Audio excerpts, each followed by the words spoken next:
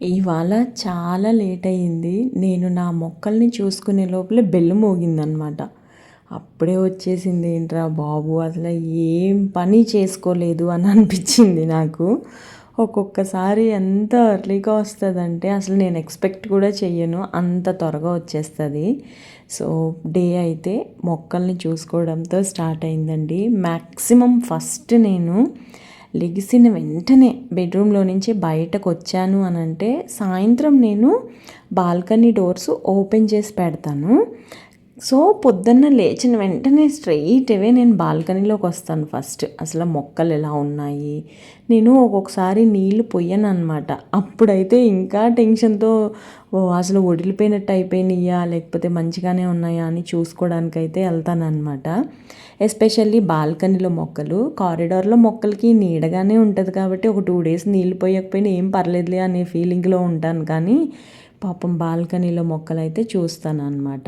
So day అయితే start అయింది. తను వచ్చింది, ఇంకా క్లీన్ అంతా అయిపోయింది. ఫస్ట్ నాకు ఇల్లు క్లీన్ అయిపోతే ఎంత ప్రశాంతంగా అనిపిస్తుందంటే ఎంత పనైనా తర్వాత చేసుకోవచ్చు. క్లీనింగ్ చాలా ఇంపార్టెంట్ నాకైతే. ఎస్పెషల్లీ ఏంటో నేను అది చేసుకోకుండా ఏం చేయలేనండి బాబు.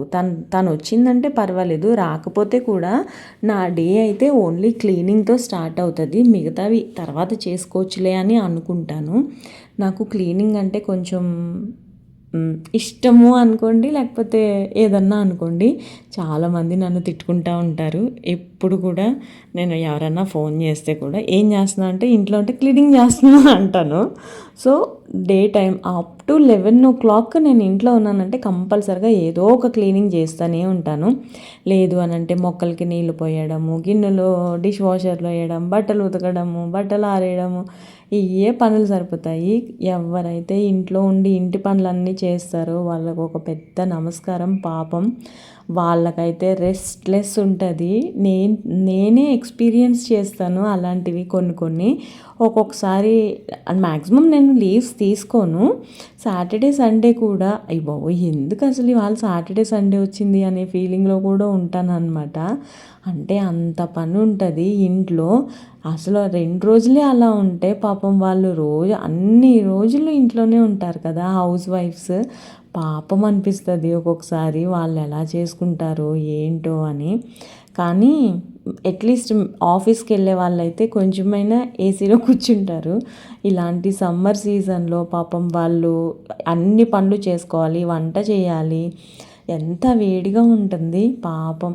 మేమైతే కంటిన్యూస్గా ఏసీలో ఉంటాము.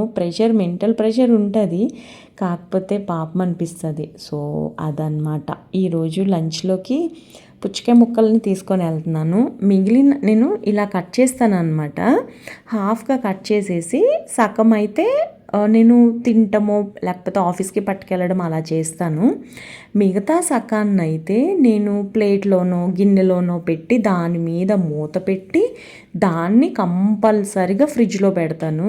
అసలు సాయంత్రం వచ్చిన తర్వాత మనం ఈ ఫ్రిడ్జ్లో నుంచి తీసుకొని తింటే సూపర్ ఉంటుంది అనే ఫీలింగ్లో ఉంటాను అనమాట.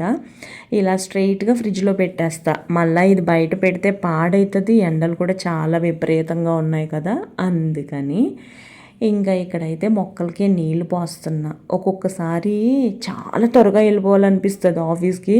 కానీ నేను అస్సలు హైలీ ఇంపాసిబుల్ అనమాట ఆఫీస్కి త్వరగా వెళ్ళాలి అని అంటే. ఏంటో నాకు తెలీదు, నాకు ఎందుకో ఇలా అలవాటైంది. స్టార్టింగ్లో 9:15, 9:20 అంతా నేను మా ఆఫీస్కి వెళ్ళిపోయాను, కొత్త ఆఫీస్కి. కానీ తర్వాత కొన్ని ఇన్స్టెన్సెస్ ఉన్నాయి నాకు కొంచెం చెప్పుకోలేని బాధలు ఉన్నాయి అన్నమాట. సో అందుకని చెప్పేసి ఇంకప్పటి నుంచి లేట్గానే వెళ్తాను. లేట్గా అంటే 10-10:15 లోపల వెళ్తాను అనమాట. ఇంకా లేట్ అయ్యింది అని అంటే నా బాస్కి ఇన్ఫామ్ చేస్తాను. నాకు ఇప్పటికీ భయమే తెలుసండి. నేను లేట్గా వెళ్తే వాళ్ళు ఏమన్నా అంటారేమో అని చెప్పి ఇప్పటికీ భయమే. కాకపోతే నేను సాయంత్రం లేట్ వస్తాను కదా, పొద్దున్న లేట్గా వెళ్తాను అని అనుకుంటాను. చాలామంది అంటూ ఉంటారు నాకు, పొద్దున్నే గమ్మున వెళ్ళొచ్చు కదా, సాయంత్రం లేట్ రావచ్చు కదా అని అంటే. నాకు పొద్దున్న గమ్మున వెళ్ళినా సాయంత్రం మళ్ళీ నాకు అదే టైం అవుతుంది. ఎందుకు నేను పొద్దున్న గమ్మున వెళ్ళాలి అనే ఫీలింగ్లో ఉంటాను అనమాట. ఏమో మరి అందరూ ఇలాగే ఆలోచిస్తారా, నేనే ఇలా ఆలోచిస్తానో నాకైతే తెలియదు, కానీ నేనైతే ఇలాగే ఆలోచిస్తాను. సో అదనమాట నా ఆఫీస్ గురించి. నేను రీసెంట్గా జరిగిన ఒక ఇన్స్టెన్స్, ఆఫీస్లో ఒక కస్టమర్తో నేను మాట్లాడుతున్నాను. ఆవిడ ఒక ఫీమేల్. అది నేను మీతో షేర్ చేయాలి అని అనుకుంటున్నాను. ఏమైందంటే ఆవిడ వచ్చారు. మాది ఇన్సూరెన్స్ కంపెనీ, నేను చాలాసార్లు చెప్పాను ఇన్సూరెన్స్. సో ఆవిడ వచ్చారు, నేను ఆవిడతో మాట్లాడుతున్నాను. సో ఆవిడకి కొంచెం అంటే ఇన్సూరెన్స్ అంటే ఇట్స్ లైక్ ఏ ఓషన్ అనమాట. అందరికీ అన్ని ప్రోడక్ట్స్ గురించి తెలిసిపోవాలని లేదు. నాకు కూడా అన్ని ప్రోడక్ట్స్ గురించి తెలీదు.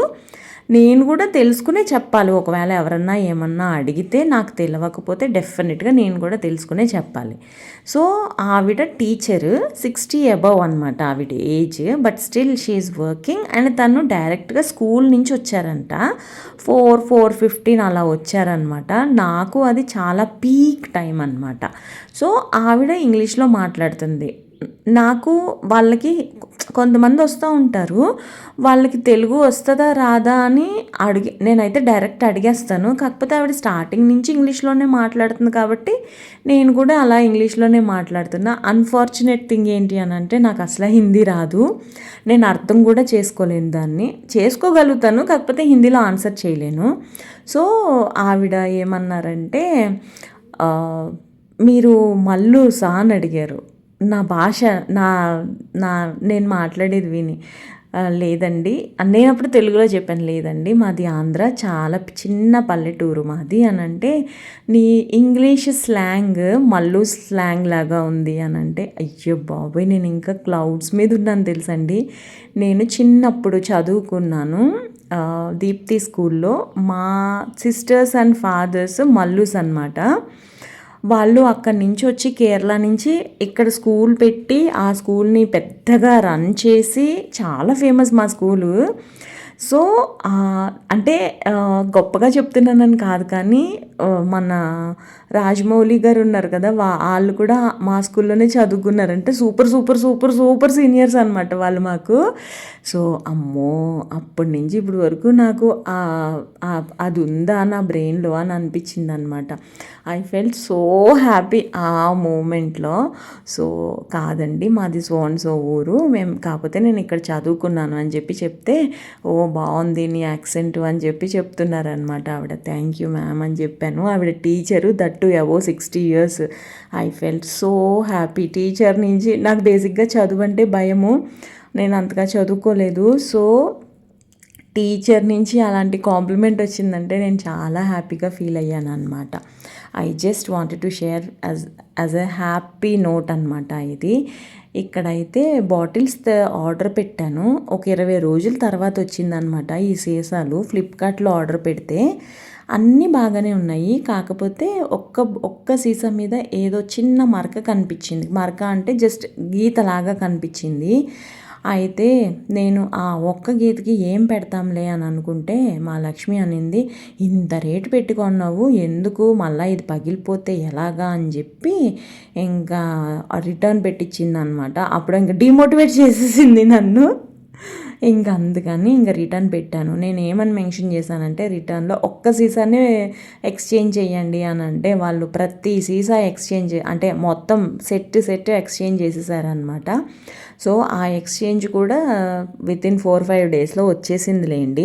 కాకపోతే నాకు ఇదే 20 రోజులకు వచ్చింది ఎక్స్చేంజ్, మళ్ళీ ఎన్ని రోజులకు వస్తుందా అని కొంచెం భయం వేసి ఫస్ట్ అసలు పెట్టొద్దు అనుకున్నాను. నేను ఏం చేశానంటే ఎక్స్పెరిమెంట్, ఆ గీత పడింది కదా, ఆ గీత పడిన దాంట్లో నీళ్లు పోసి పెడితే కారట్లేదు కదే, ఎందుకు అనంటే, ఎందుకు కొత్త సీసాలు నువ్వు మార్చుకుంటావు, ఇంట్లో పెట్టుకుంటావు, గీత పడింది కదా మళ్ళీ పగిలిపోతే ఏం చేస్తావు అని చెప్పి డిమోటివేట్ చేసేసరికి నేను ఇంకా రెచ్చిపోయి ఎక్స్చేంజ్ పెట్టేశాను అనమాట. ఎక్స్చేంజ్ ఒక 4-5 daysలో వచ్చింది. మళ్ళీ ఇవి సేమ్ ప్యాకింగ్ ఎలా అయితే తీసానో అలాగే పెట్టేశామన్నమాట. సో ఇక్కడ వచ్చేసి మా లక్ష్మి షూట్ చేసింది వీడియో.